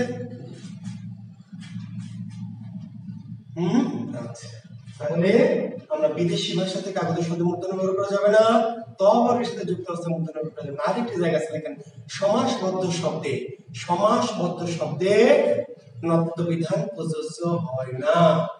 সমাসবদ্ধ বা সমাস সাধিত শব্দের ক্ষেত্রে নত্ব বিধান প্রযোজ্য। কোন একটি শব্দ যদি সমাসবদ্ধ হয়, সমাস সাধিত হয়, সেই ক্ষেত্রে নত্ব বিধান প্রয়োগ করা যাবে। আপনি ঠিকই বলেছেন, ওদেরকে একটু আমার বিজ্ঞাপন দিয়ে আমার কোর্সে ভর্তি করাই দিবেন, ঠিক আছে? তাহলে বেটারা সব ঠিক হয়ে যাবে। কি বললাম? সমাসবদ্ধ শব্দ, সমাসবদ্ধ শব্দ, ওই যে দুর্নাম, ওই যে দুর্নীতি, ওই যে সর্বনাম, বুঝতে পারলেন? ত্রিহায়ন, এইরকম কিছু শব্দ আছে, ত্রিহায়ন, তারপরে আছে সর্বনাম, তারপরে আছে ত্রিনয়ন। এখন দেখেন এই যে ত্রিনয়ন, ত্রিনয়নে ত্রি, রয়ের পরে তো মূর্ধন্য হওয়ার কথা, রয়ের পরে কি মূর্ধন্যের কথা। সর্বনাম, তাহলে রয়ের পরে প বর্গের বর্ণ আছে, আমরা বলেছি রয়ের পরে প বর্গের বর্ণ থাকলে মূর্ধন্য হবে, হয়নি। এই যে ত্রি, রয়ের পরে হ আছে, আকার আছে, অন্ত আছে, মূর্ধন্য হবে না, কি হবে? দন্তন্য হবে। সমাস সাধিত শব্দ, সমাসবদ্ধ শব্দের ক্ষেত্রে মূর্ধন্য অর্থাৎ নত্ব বিধান প্রযোজ্য হবে না। 3টি জায়গায় মূর্ধন্য ব্যবহার করা কোনোভাবে যাবে না, প্রহিবিটেড। কোথায় কোথায়? আবার মনে করে দিই, বিদেশি ভাষা থেকে আগত শব্দে কখনোই মূর্ধন্য হবে না, ত বর্গের সাথে যুক্ত অবস্থায় কখনোই মূর্ধন্য হবে না, সমাস সাধিত শব্দের ক্ষেত্রে কখনোই মূর্ধন্য হবে না, যা খুশি তাই থাক, কোনোভাবে প্রযোজ্য নয়। ঠিক আছে? এই হচ্ছে আমাদের নত্ব বিধান। এই নত্ব বিধানের পরে আমরা শিখবো কি সত্য বিধান। একই রকম নিয়ম, প্রায় একই, অনেকটাই সেম টু সেম, মানে সেম সেম, বুঝতে পেরেছেন? জি, সেম সেম। তো আমরা সেম সেম করে শিখে নেব। হ্যাঁ, তারপর মামুর মুঠা পরীক্ষাকে বলবো যে কাকে লাড়তে কাকে লেড়েছিস, জুয়েল কিবরিয়ার ছাত্রকে লেড়েছিস, মামুর মুঠা বাঘের লেজে আঙ্গুল দিয়েছিস। হ্যাঁ, এখন দেখেন শিক্ষার্থী বন্ধুরা, আমরা এখন শিখব শব্দবিধান। আমি আবার বলছি নত্যবিধান মানে শব্দবিধান। আসলে আমাদের শব্দবিধান শেখা অলরেডি হয়ে গেছে। নত্যবিধান শিখেছে মানে শব্দবিধান হয়ে গেছে, দুটো এক। কেমনে হয়ে গেছে? আচ্ছা দেখেন, আমি কিন্তু নিয়মটা ইচ্ছে করে মুছিনি, লিখে রেখেছি একটা কারণে, যে আমি আর লিখবো না, শুধু এটাই আবার মেরে দিব। কেমনে মেরে দিব দেখেন, আপনারা থ্রি ইডিয়টস এই সিনেমাটি অনেকে দেখেছেন, দেখে থাকতে পারেন অনেকেই। তো ওইখানে দেখবেন একটা সাইলেন্সার নামে একটা ক্যারেক্টার ছিল, সাইলেন্সার। তো সে সাইলেন্সার একটা ভাষণ লেখে, কি করবে সে, ওই যে উৎসব অনুষ্ঠানে সে ভাষণটা পড়বে, কিন্তু বেটা ভালো বোঝে না হিন্দি শব্দ, সে ওই দুবেজির কাছ থেকে অর্থাৎ লাইব্রেরিয়ানের কাছ থেকে লিখে নেয়, লিখে নিয়ে মুখস্থ করে সে ক্লাসে পড়বে আর কি, ঠিক আছে? তো সে ভাষণটা লেখে, এর এক ফাঁকে আমির খান আমাদের হিরো কি করে, ওই ভাষণটা চেঞ্জ করে দেয়। পুরোটাকে চেঞ্জ করে দেয় না, পুরোটা চেঞ্জ করে দেয় না, কি করে, দুই একটি বর্ণ, দুই একটি শব্দ চেঞ্জ করে দেয়। যেমন চমৎকার করে দেয় কি বালাৎকার, তাই না? এরকম আরো দুটি শব্দ, এক দুটি বর্ণ চেঞ্জ করে দেয়। তো আমরা এই যে আমাদের যে নত্য বিধান আছে, কি আছে? নত্য বিধান। এই নত্য বিধানকে আমরা কি করব, এবার সত্য বিধান বানাবো। কেমনে সত্য বিধান বানাবো? ওই যে এমনি আমির খান যেমনি চমৎকারকে বলাৎকার বানিয়েছিল, হ্যাঁ জি, আমরা কেমনে বানাবো এখন দেখেন, এখানে স্রেফ মূর্ধন্যকে মূর্ধন্য করব, মূর্ধন্য কে কি করব, মূর্ধন্য। দেখেন আমি সংজ্ঞাটা লিখে রেখেছি, এখানে দুটো জায়গায় মূর্ধন্য আছে, সংজ্ঞায় দুটো জায়গায় মূর্ধন্য আছে। এই যে একটা মূর্ধন্য আর এই যে একটা মূর্ধন্য, দুটো মূর্ধন্যের জায়গায় শুধু কি মূর্ধন্য স করব, তাহলে সংজ্ঞা চেঞ্জ হয়ে গেছে, সংজ্ঞা চেঞ্জ হয়ে গেছে। আমি কিন্তু সংজ্ঞা পুরোটা যা ছিল একই সেম টু সেম রেখেছি, শুধু ওই যে চমৎকার যেমন বালাৎকার হয়েছিল, আমার মূর্ধন্যের জায়গায় শুধু মূর্ধন্য স লিখেছি, সংজ্ঞাটা হয়ে গেছে। দেখেন তৎসম বা সমস্ত শব্দে মূর্ধন্য স এর ব্যবহারের নিয়ম বা বিধানকে সত্য বিধান বলে। সংজ্ঞা শেষ। নিয়ম কি? রির সয়ের পরে মূর্ধন্য হয়, নিয়মটা লিখে রেখেছি এক নম্বর নিয়ম। এবার শুধু বলবো রি রয়ের পরে কি হয়, মূর্ধন্য স হয়, রি র সয়ের পরে মূর্ধন্য হয়, রি র সয়ের পরে মূর্ধন্য হয়। আর এবার কি লিখছি আমি, রি রয়ের পরে মূর্ধন্য স হয়, রি রয়ের পরে, মানে কোন শব্দে যদি রি থাকে বা র থাকে তাহলে তারপরে মূর্ধন্য স হয়। যেমন কি ঋষি, যেমন কি কৃষক, যেমন কি কৃষাণ, যেমন কি কৃষা, বুঝতে পারলেন? যেমন কি কর্ষণ, যেমন কি বর্ষণ, যেমন কি ধর্ষণ ইত্যাদি। তাহলে এই যে কৃষক শব্দে কেন মূর্ধন্য স হয়েছে, যদি বিশেষ প্রশ্ন করে বিএসসি কিংবা অ্যাডমিশন কিংবা প্রাইমারি কিংবা নিবন্ধন যাই হোক না কেন, কৃষকে কেন মূর্ধন্য স হয়েছে, রি এর পরে। কৃষকে কেন হয়েছে, রি এর পরে। কর্ষণে কেন হয়েছে, রেফ, রেফ, রেফ মানে র, রেফ তো বর্ণ না, আসলে বর্ণটা র, র সংক্ষিপ্ত রূপ। বর্ষণে র এর পরে, ধর্ষণে র এর পরে। তাহলে রি র এর পরে মূর্ধন্য স হয়। ওখানে বলেছি রি র স এর পরে মূর্ধন্য হয়, আর এখানে বলছি রি র এর পরে মূর্ধন্য স। কৃষ্ণ, তাহলে মূর্ধন্য স হয়েছে না কৃষ্ণতে, কেন হয়েছে, রি এর পরে। তৃষ্ণাতে মূর্ধন্য স হয়েছে কেন, রি এর পরে। ওইখানে দেখেন একটা নিয়ম বলেছিলাম, ট বর্গের সাথে যুক্ত অবস্থায় সাধারণত মূর্ধন্য হয়, মানে এই যে 3 নম্বর নিয়মটা দেখেন, ট বর্গের সাথে যুক্ত অবস্থায় সাধারণত মূর্ধন্য না হয়। এবার কি বলবো, ট বর্গের সাথে যুক্ত অবস্থায় সাধারণত কি মূর্ধন্য স হয়। ওখানে বলেছে মূর্ধন্য ন হয়, আর এখানে কি বলবো মূর্ধন্য স হয়।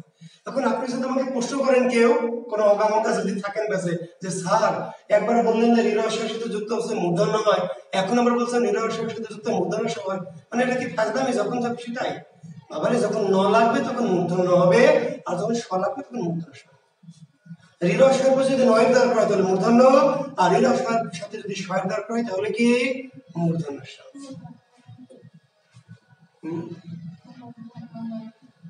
জি হ্যাঁ, রিকোয়েস্ট জি করেন সাব্বির। হ্যাঁ আচ্ছা, তাহলে আমরা কি বলবো, আমরা এই যে এখন লিখবো কি নষ্ট, আমরা লিখবো কি কষ্ট, আমরা লিখবো ষষ্ঠ, আমরা লিখবো উষ্ঠ, তাই না?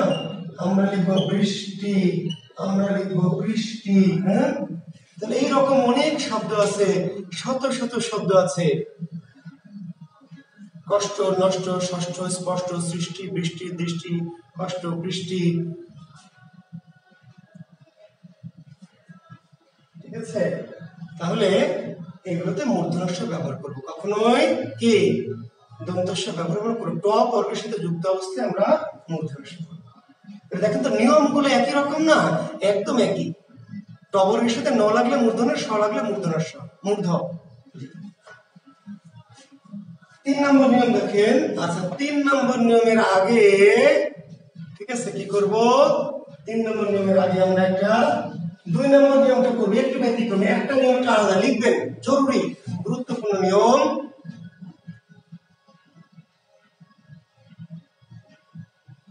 দেখেন 3 নম্বর গুরুত্বপূর্ণ একটা নিয়ম লিখবেন, আলাদা, একটু আলাদা, একটু ডিফারেন্ট। অ আ ভিন্ন, অ আ ভিন্ন অন্য স্বরধ্বনি পূর্বে থাকলে, অ আ ভিন্ন অন্য স্বরধ্বনি পূর্বে থাকলে সাধারণত মূর্ধন্য স হয়। এটা জরুরি নিয়ম, মনোযোগ দিবেন। অ আ ভিন্ন, অ আ ভিন্ন অন্য স্বরধ্বনি পূর্বে থাকলে সাধারণত কি মূর্ধন্য স হয়। এখন অ্যাডমিশন টেস্টে প্রশ্ন হবে, বিসিএস এর প্রশ্ন হবে, অন্যান্য পরীক্ষার প্রশ্ন হবে, কোন স্বরবর্ণের ক্ষেত্রে মূর্ধন্য স হয় না, কোন স্বরবর্ণের ক্ষেত্রে মূর্ধন্য স হয় না। তাহলে উত্তর কি অ আ, উত্তর অ আ। অ আ এর ক্ষেত্রে মূর্ধন্য স হয় না, অ আ থাকলে মূর্ধন্য স হয় না। হয় কখন, অ আ ভিন্ন অন্য স্বরধ্বনি, অ আ বাদ দিয়ে অন্য যে স্বরগুলি সেগুলি যদি পূর্বে থাকে তাহলে মূর্ধন্য স হয়। উদাহরণটা দেখেন, উদাহরণ। জি ধন্যবাদ তানজিদ, হুদা। হ্যাঁ, শুদ্ধ হতে হবে ভাই, শুদ্ধ না হলে তো উপায় নেই, তাই না? শুদ্ধ না হয়ে কেমনে আপনি চলবেন, বুঝলেন নাই? দেখেন শিক্ষার্থী বন্ধু একটু লক্ষ্য করেন, দেখেন একটি শব্দ হচ্ছে, দেখেন আমরা যখন লিখছি দেখবেন একটা পরীক্ষা হয়েছে 38 বিসিএস কিংবা 37 বিসিএস একটা প্রশ্ন হয়েছিল, দেখবেন শারীরিক কোশ্চেনে যে পরিষ্কার আর পুরস্কার, পরিষ্কার পুরস্কার বা আবিষ্কার নমস্কার, এই টাইপের একটা প্রশ্ন হয়েছিল, দেখবেন। আমি ঠিক এক্সাক্ট মনে নাই আমার, 38 বা 37 বিসিএস একটা প্রশ্ন দেখবেন, বলা ছিল নিচের কোনটি শুদ্ধ, নিচের কোনটি শুদ্ধ। ওকে, তো এখানে দেখেন একটি শব্দ হচ্ছে পরিষ্কার, আর একটি শব্দ কি পুরস্কার, একটি শব্দ হলো আবিষ্কার, একটি শব্দ হলো নমস্কার। দেখেন তো কোনটা ঠিক, আমি যে চারটা দিয়েছি কোনটা ঠিক দেখেন তো। পরিষ্কার, পুরস্কার, আবিষ্কার, নমস্কার, কোনটা ঠিক? দেখে বলেন কোনটা ঠিক?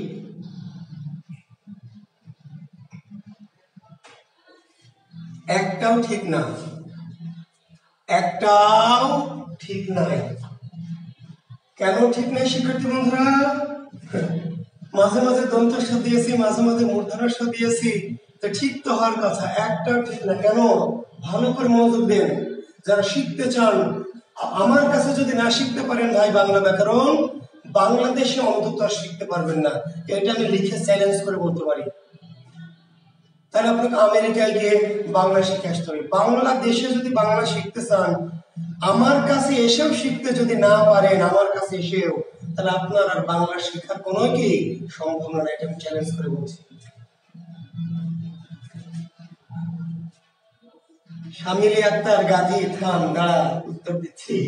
আচ্ছা, পরিষ্কার হবে মূর্ধন্য ষ, পরিষ্কার কি মূর্ধন্য ষ, পুরস্কার হবে কি দন্ত স, আবিষ্কার হবে মূর্ধন্য স, নমস্কার হবে আবার কি দন্ত স। কেন? কারণ কি আপনাকে জানতে হবে। কারণ, কারণ হচ্ছে এই শয়ের পূর্বে কোন কার? ইকার, ইকার। এই শয়ের পূর্বে কি কার? ইকার, মানে মূর্ধন্য ষ। এই শয়ের পূর্বে কি কার? অকার, অ, তাহলে দন্ত স। এই শয়ের পূর্বে কি কার? ই, ই, তাহলে মূর্ধন্য ষ। এই শয়ের পূর্বে কি কার? অ। তাহলে শয়ের পূর্বে ভালো করে শুনেন, দন্ত শয়ের পূর্বে যদি অ বা আ থাকে, কি থাকে? অ আর আ, তাহলে দন্ত স। শয়ের পূর্বে অ বা আ আছে, তাহলে বুঝবেন দন্ত স। আর অ ভিন্ন যদি অন্য স্বর থাকে, অ ভিন্ন যদি অন্য স্বর থাকে, তাহলে মূর্ধন্য ষ। এরকম অনেক শব্দ আছে, শত শত শব্দ আছে। ধরেন এই যে বললাম যে তস্কর, তাহলে তস্কর দন্ত স হবে। কেন দন্ত স হবে? এই যে শয়ের পূর্বে কি অ, অ, তাই না? কিন্তু আপনি নিষ্কর লিখবেন, নিষ্কর, তাহলে মূর্ধন্য ষ। কেন? ই। আপনি পরস্পর লিখবেন, তাহলে কি দন্ত স। কেন? অ। আপনি ভাস্কর লিখবেন, তাহলে দন্ত স। কেন? আ। কিন্তু আপনি কি করবেন? আপনি কি আপনি নিষ্পাপ লিখবেন, নিষ্পাপ, তাহলে মূর্ধন্য ষ। কেন? ই, তাই না? আপনি দুষ্কৃতি লিখবেন, দুষ্কৃতি, তাহলে মূর্ধন্য ষ। কেন? উ। এই যে উ এর পরে মূর্ধন্য ষ, ই এর পরে মূর্ধন্য ষ, কিন্তু আ এর পরে দন্ত স, অ এর পরে দন্ত স, ই এর পরে মূর্ধন্য ষ। এখন এখানে রস্যকারের পরে না, কিন্তু শয়ের পূর্বের কার কি? অ। শয়ের পূর্বের কার? শয়ের পূর্বের কারটা জানতে হবে। তাহলে এরকম শব্দ যত আছে, অনেক আছে, আপনি কি সব মুখস্থ করবেন? সাইজ দেখবেন, সাইজ, এই সাইজ দেখলে বুঝতে পারবেন যে মূর্ধন্য ষ হবে নাকি দন্ত স হবে। একটা মজার জিনিস শেখায়, দেখেন শিক্ষার্থী বন্ধুরা তাকান আমার দিকে, এই বোর্ডের দিকে। একটা শব্দ হলো সম। সম মানে সমান।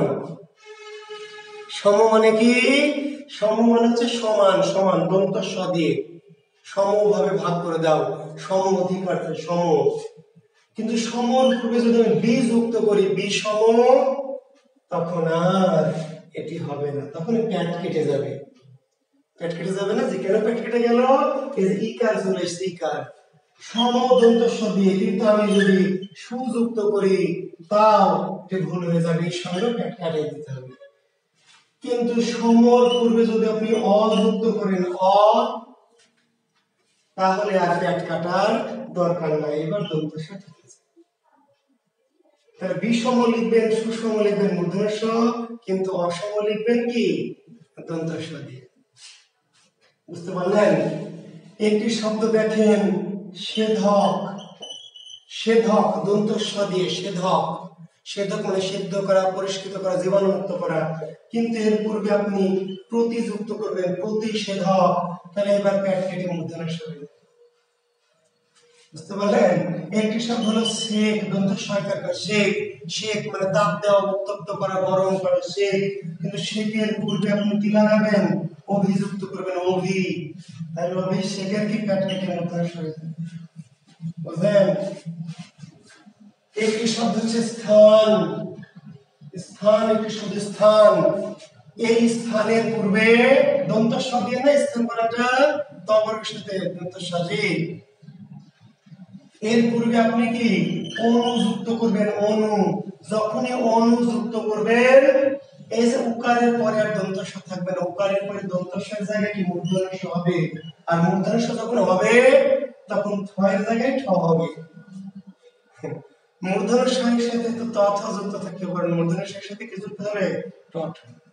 তাহলে অনুষ্ঠানের শব্দ মূর্ধন্য কেন হচ্ছে, এই যে অনু, উ এর কারণে, উ। আবার স্থানের পূর্বে অনু না লাগে যদি আমরা প্রতি যুক্ত করি, প্রতি, তাও ইকারের জন্য এই দন্তস্বটা মূর্ধন্য হয়ে যাবে, আর থটা কি ঠ হয়ে যাবে। কি কেরামতি, তাই দেখেন, ব্যাকরণিক কেরামতি। বুঝতে পেরেছেন? তাহলে বলছে ব্যাকরণ যে শয়ের পূর্বে যদি অ আ থাকে, কি থাকে, অ আ, অ আ, অ আ থাকলে দন্তস্ব, আর অ আ ভিন্ন অন্য স্বর থাকলে কি মূর্ধন্য স্বর।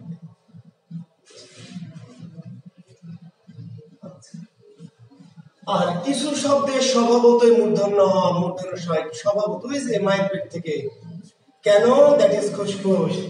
আমার এক ছাত্রী মেলাক্ষণ থেকে আশা লিখে বসে আছে, আশা আশা যে স্যার এত কমেন্ট করে, স্যার কোনো উত্তর দেয় না, কেমনে দিব বলেন। উনি কেন প্রশ্ন করেছেন দেখেন, আশা শয়ের পূর্বে আ আছে, আমরা একটু নিয়ম এখনই করলাম যে শয়ের পূর্বে অ আ থাকলে মূর্ধন্য ষ হবে না, শয়ের পূর্বে অ আ থাকলে মূর্ধন্য ষ হবে না, দন্তস্ব হবে। কিন্তু এখানে আমরা আশা কি মূর্ধন্য ষ দিব না দন্তস্ব দিব? অবশ্যই মূর্ধন্য ষ দিব। কেন? দ্যাট ইজ খুশখুশ, ওর ইচ্ছা তাই, পারলে তুমি ঠেকাও না, ও নিয়ম মানানোর কি টাইম নাই, ও হলো ভিআইপি অথবা বেয়াদব, বেয়ারা। এই যে মোদের গর্ভ মোদের আশা, আমরি বাংলা ভাষা না, মোদের গর্ভ মোদের আশা, আমরি বাংলা ভাষা। তাহলে শয়ের পূর্বে কোনকার? আকার, আকার। তাহলে আকারের পর কি মূর্ধন্য হতে পারবে? তাই শেখালাম এতক্ষণ, শেখালাম যে না, আকার থাকলে মূর্ধন্য হতে পারবে না। তাহলে আপনি লিখবেন মোদের গর্ভ মোদের আশা, আমরি বাংলা ভাষা হবে না। তাহলে ভাষা মূর্ধন্য কেন হয়েছে? ওই যে দ্যাট ইজ খুশখুশ, দ্যাট ইজ কি খুশখুশ।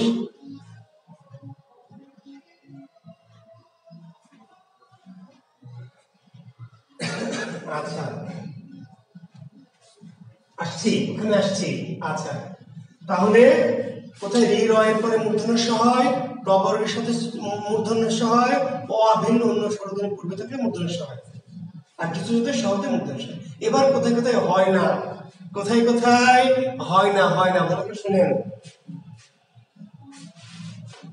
আচ্ছা, মূর্ধন্য ষ হয় না কোথায় লেখেন, ওই যে বিদেশি শব্দে, কোথায় বিদেশি শব্দে, বিদেশি ভাষা হতে আগত শব্দে কোনোভাবেই মূর্ধন্য ন কিংবা মূর্ধন্য স ব্যবহার করা যাবে না। বিদেশি ভাষা হতে আগত শব্দে মূর্ধন্য স ব্যবহার করা কোনোভাবেই একদমই যাবে না। শিক্ষার্থী বন্ধুরা, আমরা একটা নিয়ম দিয়েছি এখানে, ট বর্গের সাথে মূর্ধন্য স। 2 নম্বর নিয়ম দেখেন, 2 নম্বর ট বর্গের সাথে মূর্ধন্য স দিয়েছি, এখানে নষ্ট, কষ্ট, ষষ্ঠ, অষ্ট, দৃষ্টি, বৃষ্টি দিয়েছে অনেক শব্দ, কিন্তু মাস্টার লিখবেন, মাস্টার। তাহলে ঠিক আছে না? ঠিক থাকার কথা, নিয়ম অনুসারে ঠিক থাকার কথা মাস্টার, কিন্তু ঠিক না। অনেক মাস্টার এইভাবে লেখে, এটা ভুয়া মাস্টার। অনেক মাস্টার কি, অনেক মাস্টার এইভাবে লেখে না, যেটা ভুয়া মাস্টার, ভুয়া মাস্টার লেখা যাবে না। এখন ওই মাস্টার যদি বলে ট বর্গের সাথে মূর্ধন্য ষ হয়, আসলে হয়, কিন্তু হয় না। কেমনে হয় না? বিদেশি মাস্টার, তারপরে কি ডাস্টার, তারপরে কি পোস্ট, তারপরে কি স্টেশন, তারপরে কি স্টার। দেখেন এই যে স্টার, লাক্সের সোয় আমরা স্টার হয়ে যাই, জান না? লাক্সের সোয় আমরা কি স্টার হয়ে যায়। কোন স্টার হন? এই যে পেট কাটা স্টার। লাক্সের যেই সোয়া দিবেন আর পেট কাটা স্টার হয়ে যাবেন। অরিজিনাল স্টার হইতে হলে লাক্সের সোয়া দিয়ে কাম হবে না, লাক্সের সোয়াই কোনো কাম হবে না। অরিজিনাল স্টার হতে হলে অনেক দোকানে স্টোর লেখা আছে, স্টোর, অনেক পোস্ট অফিসে লেখা আছে পোস্ট অফিস, অনেক স্টেশনে লেখা আছে স্টেশন, প্যাট কাটা মূর্ধন্য ষ দিয়ে। কোনোভাবে এই শব্দগুলোতে আপনি তাকাবেন, চারদিকে শিক্ষার্থী তাকাবেন, যেদিকে তাকাবেন শুধু মনে হবে ভুল, সবই ভুল। চারদিকে এখন খালি লক্ষ্য করবেন, ফটোস্টেটের দোকানের দিকে তাকাবেন, দেখবেন প্যাট কাটা মূর্ধন্য ষ হয়ে দেওয়া, কিন্তু হবে না। বিদেশি শব্দের ক্ষেত্রে কোনোভাবেই মূর্ধন্য ষ ব্যবহার করা যাবে না, ঠিক আছে জি। আর কোথায় যাবে না দেখেন, ত বর্গের সাথে, কার সাথে? ত বর্গের সাথে যুক্ত অবস্থায়, ত বর্গের সাথে যুক্ত অবস্থায়, ত বর্গের সাথে যুক্ত অবস্থায় মূর্ধন্য ষ ব্যবহৃত হয় না। ত বর্গের সাথে যুক্ত অবস্থায়, ত বর্গের সাথে যুক্ত অবস্থায় মূর্ধন্য ষ ব্যবহৃত হয় না। ত বর্গ, ত বর্গ, ত ছ দ দ মূর্ধন্য, ত বর্গের সাথে যুক্ত অবস্থায় মূর্ধন্য ষ হয় না। লিখবেন মুখস্থ, তাই না? দুস্থ, নিস্তার, নিস্তব্ধ, তাই না? এই যে দেখেন নিস্তার, তাহলে দেখেন এর পরে কি মূর্ধন্য ষ দিবেন নিস্তার বানানে? স্বয়ংক্রিয় ইকার আছেন, এটা তো বলেছি যে কি হ্যাঁ, নিস্তার, নিস্তব্ধ, এইরকম শব্দ, অর্থাৎ ত বর্গের সাথে দুস্থ, হ্যাঁ বুঝতে পারলেন? দুস্থ, সুস্থ। তাহলে রস্যকার বা রস্যকার থাকা সত্ত্বেও ত বর্গের সাথে যুক্ত অবস্থায়, জি পাকিস্তান, জি জি। বৃষ্টি, বৃষ্টি না, বৃষ্টি, রিকার দিতে হবে, ইতিতে বৃষ্টি দিতে হবে, বয়রি। তাহলে তবরের সাথে যুক্ত অবস্থায় মূর্ধন্য ষ হবে না, ঠিক আছে। সমাসবদ্ধ শব্দে মূর্ধন্য ষ হয় না, কোথায়?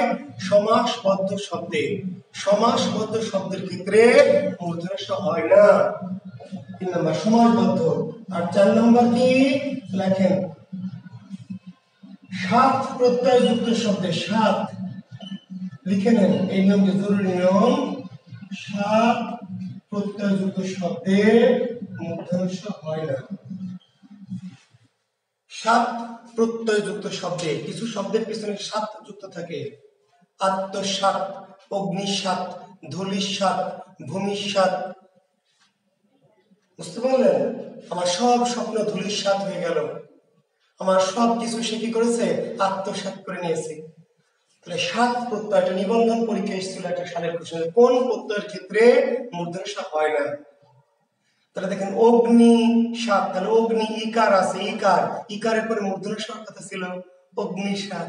ধূলি সাত, তাহলে ইকার আছে, ধূলি সাত, ইকারের পরে মূর্ধন্য ষ কথা ছিল, বুঝেন নাই? ধূলি সাত, ভূমি সাত, হ্যাঁ, অগ্নি সাত, আত্মসাৎ। এই যে বানানগুলি সাত প্রত্যয়যুক্ত শব্দে কখনোই মূর্ধন্য ষ ব্যবহার করা যায়। তো এই হচ্ছে আমাদের নত্ব বিধান এবং সত্য বিধান। আর একজন বলেছিল, প্রশ্ন করেছিল, স্যার মূর্ধন্য ন বানানটা দেখেন, ময় দীর্ঘ ধরের দন্তন্য, কেন দন্তন্য? শিক্ষার্থী বন্ধুরা প্রশ্ন করেছিলেন, যে নামটা আমার এখন নাই। দেখেন এই যে রে মানে র, র এর পরে ত বর্গের বর্ণ, র এর পরে তো নটা না, র এর পরে কি ত বর্গ, র এর পরে ত বর্গ থাকলে কি মূর্ধন্য হবে? র এর পরে থাকা লাগবে ক বর্গ বা প বর্গ। এটা হলো রেফ, রেফটা তো আগেই, রটা তো আগেই, এরপরে ধ, তো ধ থাকলে কেমনে মূর্ধন্য হবে? রয়ের পরে মূর্ধন্য হতো যদি রয়ের পরে কি থাকতো? ক বর্গ বা প বর্গের বর্ণ আছে এখানে নাই, ফলে এটা মূর্ধন্য না হয়ে কি দন্তন্য হবে। শিক্ষার্থী বন্ধু কি জানেন করেছিলেন? বুঝতে পারলেন না? রেফের পরে ত বর্গের বর্ণ আছে, তো ত বর্গের বর্ণ তো আমাদের ওই 2 নম্বর নিয়মে নাই। রেফের পরে মূর্ধন্য হতে হলে হয় ডাইরেক্ট পাশে হতে হবে, আর একটি দুটি বর্ণ পরে হলে কি থাকতে হবে? ক বর্গ বা প বর্গ থাকতে হবে। ক্লিয়ার? প্রশ্ন করেন এবার। এবার আমি 5 মিনিট আপনাদের প্রশ্ন নিব, নিয়ে শেষ করব, করে পরীক্ষার প্রশ্ন দিয়ে দিব। 3-4 মিনিট আপনাদের প্রশ্ন নিব। আপনারা যদি কেউ প্রশ্ন করতে চান বানান নিয়ে, বাক্য শুদ্ধি না, বাক্য শুদ্ধি আগামী দিন আমি বাক্য শুদ্ধিকরণ করাবো, বাক্য শুদ্ধি, প্রয়োগ অপপ্রয়োগ, ঠিক আছে? জি,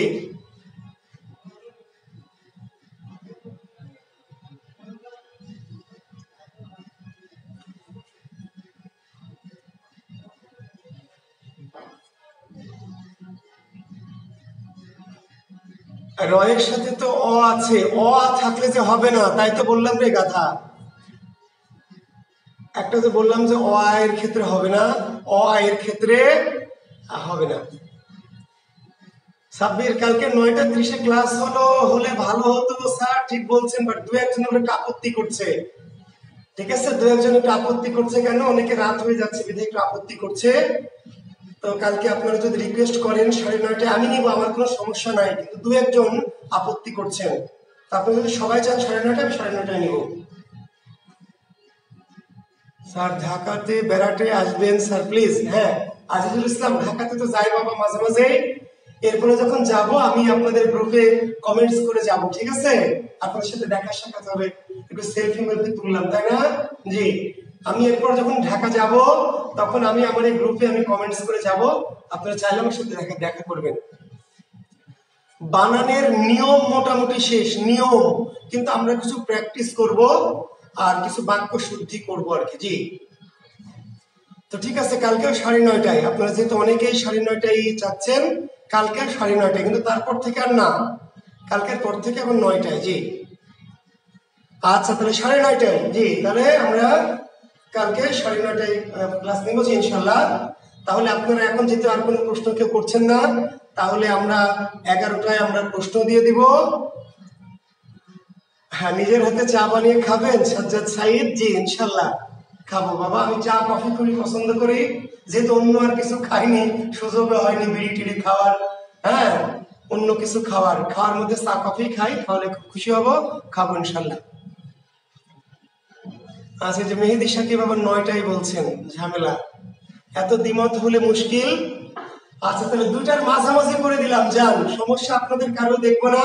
9টা 15 মিনিট, আমি কারো সমস্যায় শুনলাম না, 2টার মাঝামাঝি করে দিলাম, তর্ক বিতর্ক করবেন না। 9টা 15 মিনিট আগামীকাল ক্লাস নেবো। জি, থ্যাংক ইউ। ইতোমধ্যে, ফাতিমা আক্তার, ইতিমধ্যে না, বানানটা হবে ইতোমধ্যে। জি, আমি কথা বলবো কালকে, আরো কথা বলবো, আগামীকাল বানান শুদ্ধি বাক্য শুদ্ধি নিয়ে আরো কিছু কথা বলবো। জি ইনশাল্লাহ, বানান শুদ্ধির আরো কিছু বিষয়, ছোটখাটো বিষয় বাক্য শুদ্ধির সাথে সাথে ইনশাল্লাহ করাবো, কাজে কিছু কথাবার্তা আগামী দিনও বলবো, সমস্যা নেই। জি, শিক্ষিত লোকেরা অত্যন্ত বুদ্ধিমান, সরল কিভাবে, তো অন্য কিছু কিভাবে বলেন হাবিবুর রহমান, অন্য কিছু কিভাবে সেটাকে বলেন।